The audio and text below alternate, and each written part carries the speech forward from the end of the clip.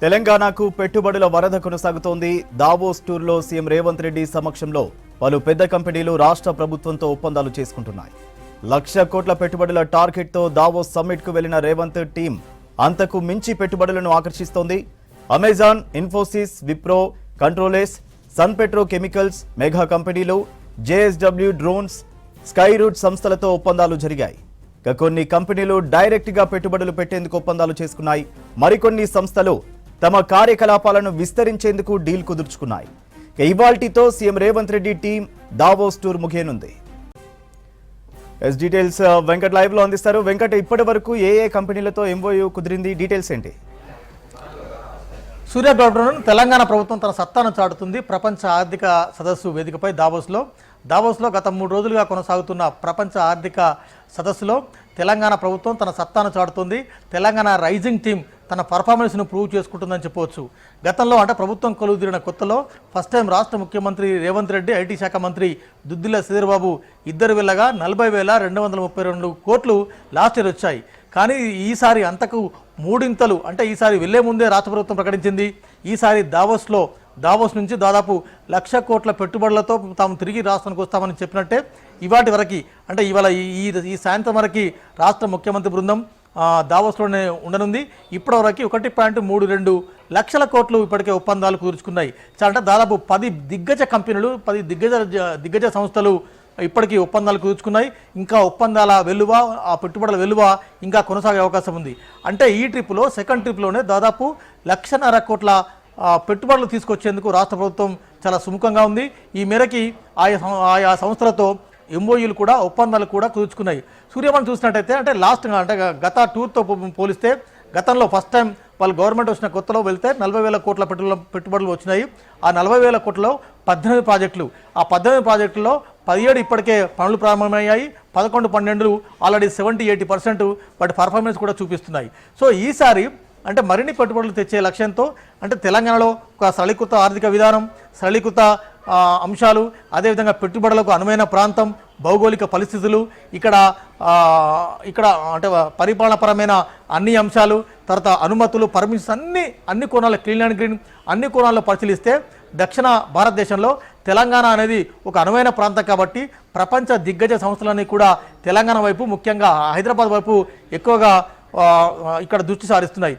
ఇప్పటికీ దాదాపు అంటే ఫ్యూచర్ సిటీ కానీ, స్కిల్ యూనివర్సిటీ కానీ, తర్వాత మెట్రో విస్తరణ కానీ, అదేవిధంగా RRR విస్తరణ, ఇవన్నిటిని పోలిస్తే తెలంగాణలో కొంత అనువైన వాతావరణం ఉంది. ఇట గ్రేటర్ సిటీ కూడా పెట్టుబడులకు అనువైన ప్రాంతం కావడంతో ప్రపంచ దిగ్గజ కంపెనీలన్నీ కూడా హైదరాబాద్ వైపు వస్తున్నాయి. అంటే ఇక్కడికి కంపేరిటివ్ లాస్ట్ 10 yearsతో పోలిస్తే ఇక్కడ హైదరాబాద్ రోజుకు గ్రోప్ అవుతుంది. కాబట్టి నాట్ ఓన్లీ హైదరాబాద్తో పాటు అంటే చుట్టుపక్కల మెదక్ కావచ్చు, కరీంనగర్ కావచ్చు, వరంగల్ 2 tier సిటీస్లో కూడా ఈసారి పెట్టుబడులు విపరీతంగా వచ్చే అవకాశం ఉంది. సూర్య ఈసారి దాదాపు అంటే 1.32 లక్షల కోట్ల ఒప్పందాలు కుదిరినాయి. దాదాపు 46,000 మందికి ప్రత్యక్షంగా పరోక్షంగా ఉపాధి అవకాశాలు కల్పించే అవకాశం ఉంది. ముఖ్యంగా ఇవాళ ఒక్కరోజే 60,000 కోట్ల పెట్టుబడులకి అమెజాన్ ఒప్పందం కుదుర్చుంది. అమెజాన్ డేటా సెంటర్ ఏర్పాటుతో దాదాపు 30,000-35,000 ఉద్యోగాలు ప్రత్యక్షంగా ఇక్కడ ఉండే అవకాశం ఉంది. నాట్ ఓన్లీ హైదరాబాద్, అమెజాన్ అంతా కూడా చుట్టుపక్కల 2 tier సిటీస్లో కూడా అమెజాన్ డేటా సెంటర్లు వస్తాయని కూడా ఆ సంస్థ ప్రకటించింది. ఇకపోతే నిన్న కొంత హైడల్ ప్రాజెక్టులు, తర్వాత కొన్ని విద్యుత్ ప్రాజెక్టులు కూడా కొన్ని 46,000 కోట్లకి నిన్న ఒప్పందాలు జరిగినాయి. అవి కూడా పెద్ద ఎత్తున అంటే నాగర్ కర్నూలు, మంచిర్యాల, అదేవిధంగా ములుగు తదితర 2 tier సిటీస్లో, 3 tier సిటీస్లో కూడా అలాంటి పెట్టుబడులు వచ్చే అవకాశం ఉంది. దాదాపు 3,400 మెగావాట్ల ఇంధన సామర్థ్యంతో ఆయా కంపెనీలు ఇక్కడ నెలకొల్పే అవకాశం ఉంది. మొత్తంగా కూడా ఈసారి డేటా సెంటర్ల ఏర్పాటుతో పాటు ఇంకా మిగిలిన దిగ్గజ కంపెనీలన్నీ కూడా హైదరాబాద్ దిశగా ముందుకు వస్తున్నాయి. ఇప్పటివరకు అంటే 10 సంస్థలతో ఒప్పందాలు కుదిరినాయి. దాదాపు 10 సంస్థలతో ఒప్పందాలు కుదిరితే 1.32 లక్షల కోట్ల ఒప్పందాలకు ఇప్పటికి సంతకాలు కూడా ఉన్నాయి. అంటే ఈ మేరకి తెలంగాణ రైజింగ్ టీం అనేది తన పర్ఫార్మెన్స్ కొంత ప్రదర్శించే ప్రయత్నం చేస్తుంది. ఆంధ్రప్రదేశ్ ముఖ్యమంత్రి నారా చంద్రబాబు నాయుడు, మహారాష్ట్ర ముఖ్యమంత్రి ఫడ్నవీస్, తెలంగాణ ముఖ్యమంత్రి రేవంత్ రెడ్డి, ఈ ముగ్గురితో పాటు మిగిలిన రాష్ట్రాల మంత్రులు కూడా అక్కడ పెద్ద సంఖ్యలో వచ్చినారు. అంటే నిన్న మొన్న ఈ 3 రోజులు దావోస్లో కొనసాగుతున్న పెట్టుబడులు, అది దావోస్లో కొనసాగుతున్న సమావేశాల్లో మనం సీరియస్గా కాస్త లోతుకు వెళ్ళినట్టయితే ఎంటర్ సౌత్ ఇండియాలో ఎక్కువగా తెలంగాణ వైపే ఎక్కువగా పెట్టుబడులు వస్తున్నాయి.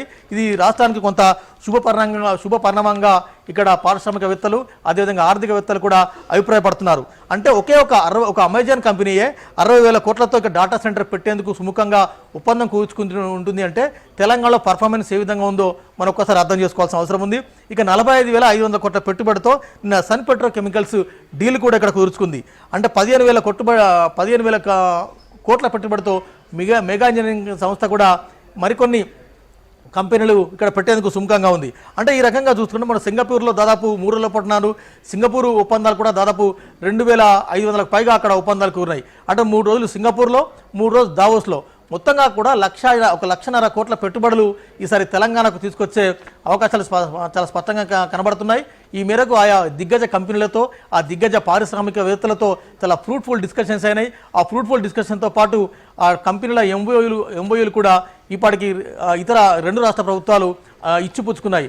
సో ఈ నేపథ్యంలో గత 5 ఏళ్లతో, గత 10 ఏళ్లతో, గత ఏడాదితో పోలిస్తే గత ఏడాది వీళ్ళు ప్రభుత్వం వచ్చిన కొలువు తీరిన కొత్తలో 40,232 కోట్లతో అంటే ఎక్కువ వచ్చాయని ఘనంగా ఆ ప్రభుత్వం చెప్తుంది, ఈ ప్రభుత్వం చెప్పుకుంది. కానీ గత ఏడాది కంటే ఈసారి 3 రెట్లు అదనంగా వచ్చిందంటే ప్రభుత్వ పర్ఫార్మెన్స్ కావచ్చు, తర్వాత ఇక్కడ అనువైన పెట్టుబడులకు అనువైన అవకాశాలు కావచ్చు, అన్నింటినీ కూడా పారిశ్రామికవేత్తలు బేరీజ్ వేసుకుంటున్నారు.